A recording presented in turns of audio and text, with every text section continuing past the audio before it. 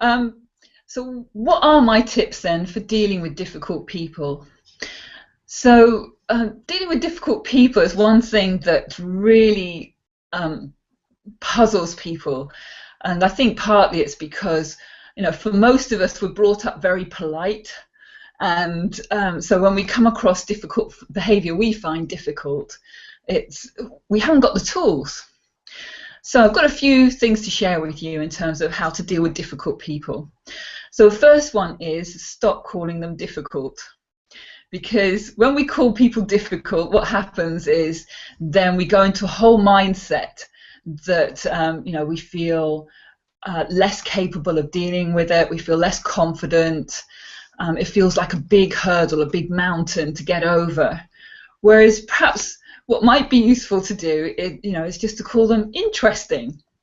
Okay, it's like, oh, that's interesting. Haven't come across that kind of behaviour, or that's interesting. I wonder how I could deal with that. And it's bringing more. It allows you to bring more curiosity to the situation that you have with them.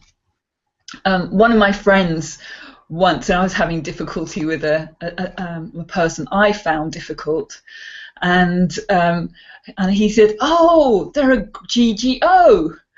And I thought, what's a GGO? And he said, well, it's a great growth opportunity.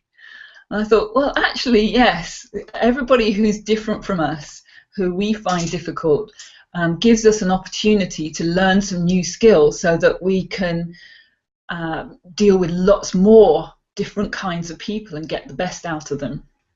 And so it's better, in fact, perhaps to look at, instead of difficult people, to think about behaviour we find difficult and make that distinction.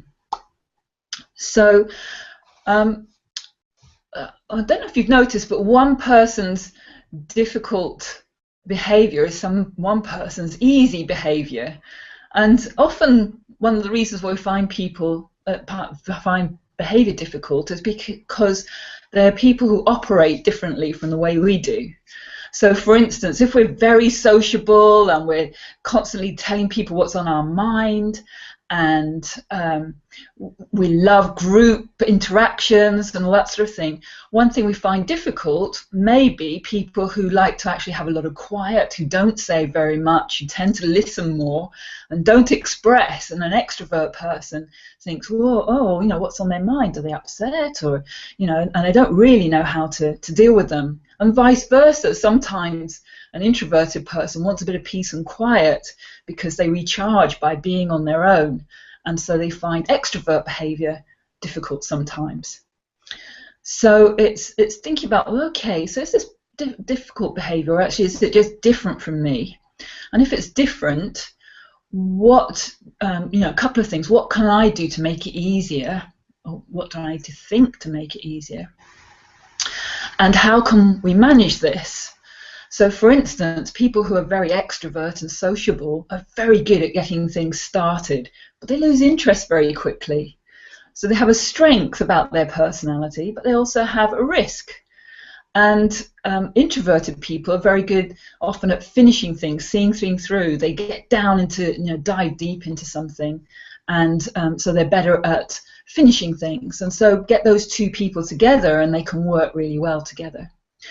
So dealing with what we find difficult behaviour is often really about understanding the person better and then finding out how to deal with that, and appreciating the strengths of each different kind of behaviour.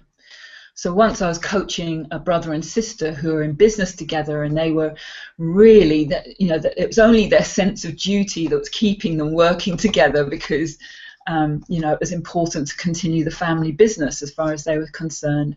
And one was more extrovert and one was more introvert. And once they realised that, we worked out lots of different ways they could communicate with each other that would suit each other. And so the introverted person became more expressive and said what he needed, and the extrovert person tended to then communicate perhaps by email sometimes because it suited the introvert person more. And and just gave them time to think, said, I'm going to talk about this, it'd be great to hear your thoughts, and rather than expecting them to be really spontaneous and have their ideas straight away there, as introverted people find that difficult, she would tell him in advance what she wanted to talk about so he could think about it. There are all kinds of other differences. People who are very detailed people who are very big ideas kinds of people. And so, the detailed people want the detail when you're communicating with them. So if the big ideas person says, oh, let's go for a picnic, the detailed person says, well, how many plates will we need? And sometimes they can get irritated with each other because the big idea person says, oh, we'll work it out, it'll be fine, all that kind of stuff. And the detailed people say, oh, that's not very practical. So it's working out, it's not that the person's being difficult, but perhaps it's just their way of operating, their way of working.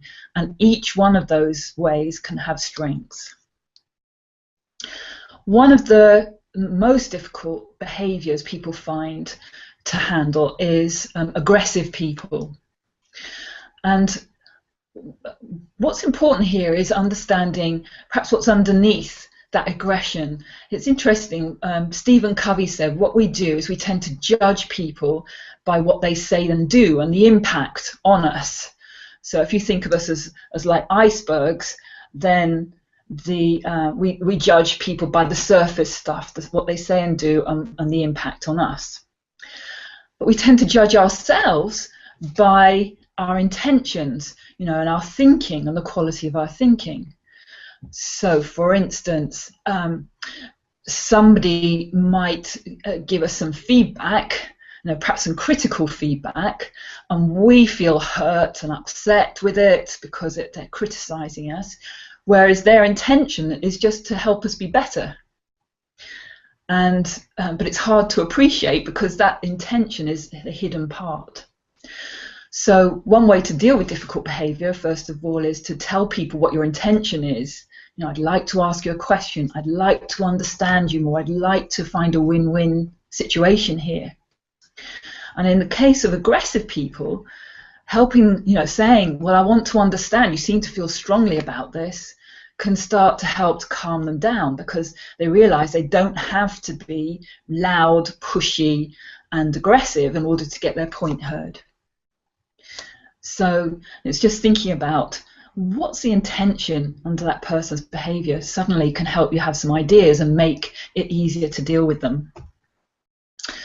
So another way to deal with difficult people is to listen actively, to give them eye contact, to show you're listening. If they get the impression you're not, they're going to feel upset, and then it'll be very difficult to communicate with them. And also, when you're thinking about dealing with difficult behavior, think about your part in creating that difficult behavior. So, for instance, if somebody is always late, do you say to them, no, if they apologize, do you say to them, oh, that's all right, and give the impression that they don't have to be on time? Or do you ask them, oh, what made you late? Okay, and find out if there's a good reason, for instance.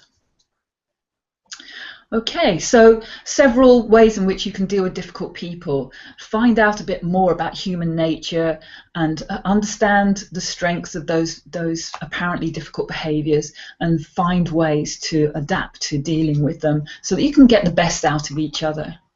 And share with other people how you operate, so that they don't wonder and think, oh, that's so difficult, they don't do this or they don't do that. Instead, say what you are going to do and why you do what you do, and then they can appreciate it more and become more open to how you do things. So if you want to learn more about how to deal with difficult behavior, then I'd like to offer you a free discovery coaching session when we can look at the relationships in your life, the working ones and the personal ones, and see which ones are causing you most trouble and what perhaps are the hidden barriers to those working really well. And then we could talk about how you'd like it to be, and I can show you how I could help you bridge that gap.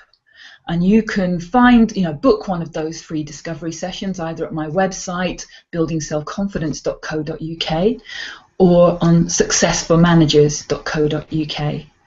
And either way you can reach me, and we can set that session up for you. I look forward to talking to you soon.